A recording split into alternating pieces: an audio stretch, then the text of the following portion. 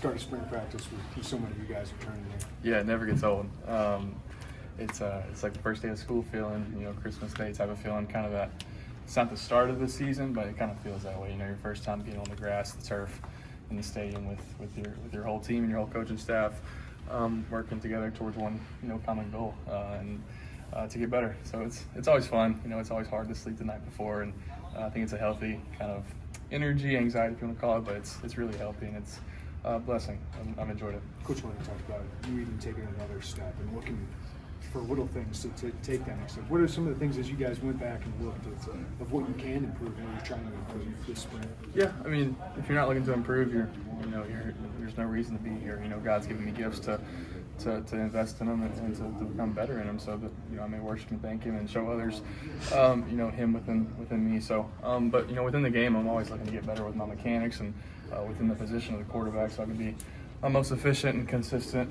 Velocity, power, accuracy, things like that. But within the game, within the grass of things y'all see, ball security is always something that can get better. Intangibly, leadership, vocal presence, leading by example, even when I may not want to some days, because at the end of the day we're all human, and there's days where it's harder than others. But being that quarterback, a lot of people look towards you for energy and intensity and insight and excitement. So just always looking to use my gifts to be a light to others in my team. You had Patton with a guy who could, with it, if in doubt, just throw it up to him, right? So what's like breaking in a new group this spring, and how big is the spring for this wide receiver core? Yeah, it's exciting. Like I said, it's always hard to sleep the night before because there's a lot of uncertainty of how guys will practice, react to be out there full speed, with the helmet on, the pads on, and working with new people. So it's a lot of fun. Pat and Zachary were two really, really great receivers and pass catchers, route runners, and everything under the sun. So it's exciting to work with not only those new guys, but Malik and Kapka to see them grow, their confidence shift from good to great, and it's really exciting. Only been out there one day, but to see the growth of those two, and obviously our slot receivers, Hank and Colin, are just going to continue to make incredible strides. There's no doubt, but to see Hudson and Justin and Braden, to see their God-given abilities, the uniqueness that they bring, Jabo, the size, Hudson, the savviness, the understanding of the game, and Trimble, the speed. I think that could really affect defenses in a really, really big way and help our team out. So it's good. I'm learning, as we all are, learning their strengths, their abilities, and I'm excited. I'm excited to see those guys grow and have fun out there. So it's been good. Walk us through the process of developing that, I guess, more chemistry, more trust with specifically the new guys, but also the guys that you have coming back from the wide receiver room? Yeah, I mean, you're always working hard to kind of get on the same page at the end of the day with each individual receiver. Malik sees the game differently than Alex and Colin, than Justin Bowick, than Hudson and Trump. Like, they all see the game differently and all have their strengths and abilities within kind of their vision and perspective of the game and how they see kind of different coverage and things like that. So it's a really strenuous process that people don't really understand. So working on it every single day, understanding where they like to catch the ball, or what coverage that they're really good at defeating. So it's a work in progress, and I'm learning their strengths and abilities as well. That they're learning mine. So it just takes reps, it takes practice like anything. So and we've only been out there for one day. We've been working, kind of on our own, throwing and catching. But being out there against a real live defense, full speed, playing real football is. It takes reps and practice, and that's why we're out there. Coach Bielema, he's had a lot of praise for Braden Trimble. Have you had a lot of interactions with him, and what have you seen from that freshman wideout? Yeah, just a lot of freshmen coming in. I know me, and just you kind of question, do I really belong, or how do I stack up against these older guys who have done it? And one thing about Braden, his confidence, his personality is totally injected into this team, and he's just been himself, which is so awesome to see. And like I just said, his talents and his speed and his burst and acceleration and would I think really be a good thing a great thing for our team. And I think he'll definitely find his way on the field as long as he develops his confidence, his mental tools to really open up and be himself and trust himself. So it's really cool to see. A lot of people have been talking about the wide receivers. What was it like to just bring back multiple really good running backs? How does that help the offense?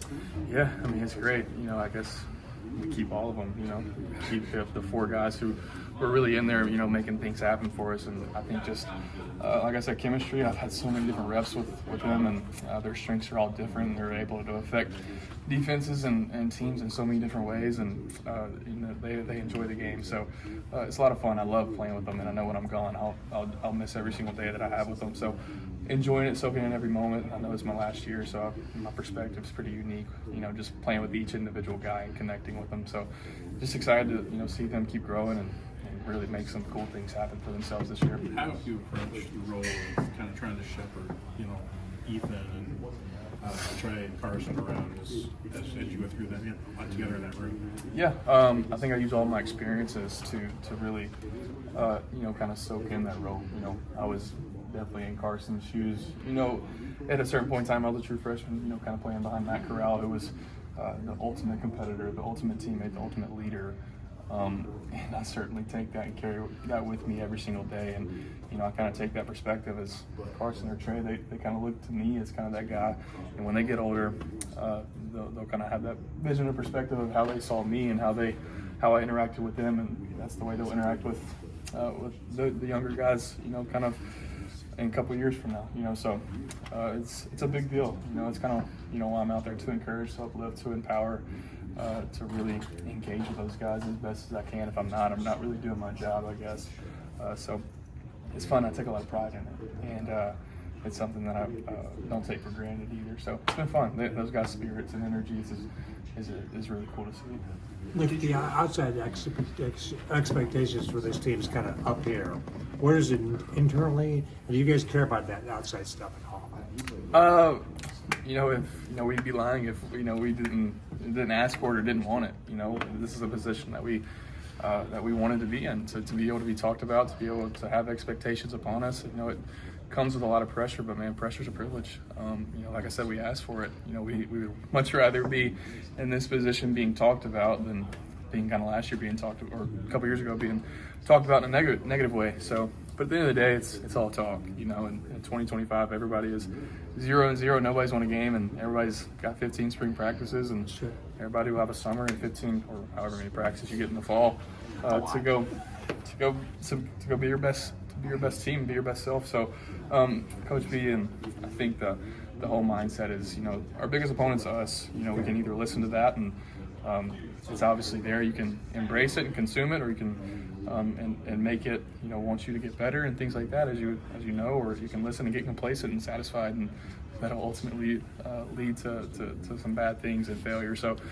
We got a good group, mentally, and that embraces that role and great leadership. That's where it starts with Coach B and all of our coaches. So, being our best self, understanding our biggest opponents, ourselves, you versus you kind of mentality, and if we do what we do, it's really shown to lead to success. So that's what we'll carry with us, I think, for all year. That's what I carry with me every single day, even outside of this building. So, You talked about your voice and being more vocal, even more than you were last year. What did you learn last year about, how did you grow your voice, and what did your voice become? Yeah, I guess just self-confidence. I'm very comfortable in my own skin.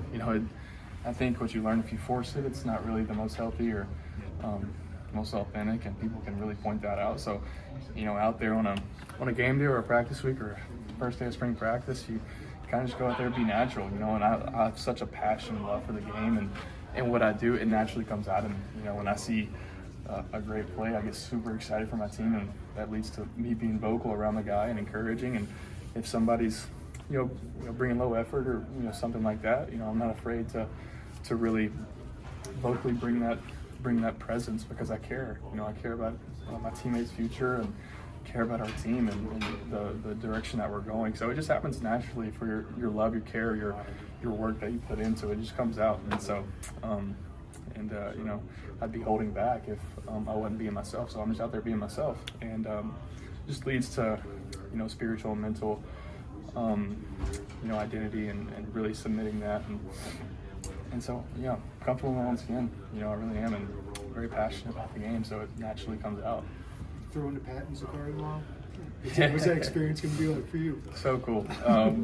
You grow up watching or football guys do. Not many fans or really know about it, but quarterbacks and certainly a lot of every single player wants to be a part of a pro day one day, and to be in front of NFL scouts. If you're there, you've probably done some good things. So to be able to be there, in a different position, kind of just being a part of it and trying to make my teammates look good is something that's so cool. So I even asked to be a part of that because I want to be around Pat, Zakari, and Carson Goda for, I guess, one last time, kind of out there in that indoor and in an organized setting. So just really thankful for the opportunity, and I don't take it for granted. I really don't, and I'm going to miss throwing to those guys for sure. So might as well get one last time with them. So With such a big group of players coming back and a lot of production coming back, is the vibe? This is an opportunity to continue what we started, or is this is a whole new team and we got to prove ourselves all over again? Yeah, I think from my perspective, I take every experience that I've ever had with this team, with my previous team where I was at for 2 years in my high school, to keep growing. Like I don't really think about kind of.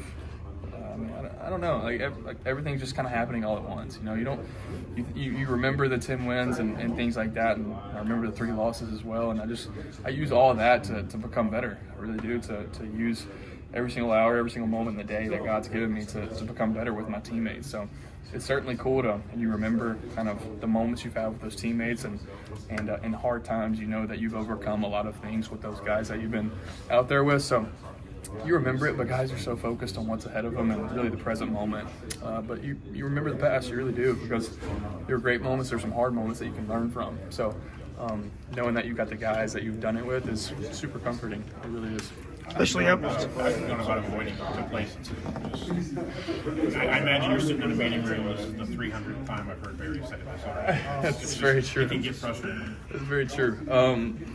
I think individually it's all different for every single body, because complacency is a mental and spiritual kind of deal that you kind of got to work through yourself. But like I said, like I've always said, you got a great leader and a communicator and a guy who's passionate and has a lot of love for his team and his teammates, and he drills that into us. I mean, yesterday he was talking, like I just said, it's a you versus you mentality. It's Illinois versus Illinois every single day, and if we do our job, then we'll have some success, because that's been the case last year. So you got to work through it yourself. You got to rep it, you got to practice it, you got to kind of speak it to yourself. It doesn't just happen. So you got a lot of good leaders and communicators, guys who love each other in there, and it's a culture. It really is a culture thing, and it's a really, really healthy one here. So that just starts from top to bottom and internally yourself. So it's a mentality. It is, and you got to train it. You really do. So, but got a lot of good people around me to help me. So. Do you feel like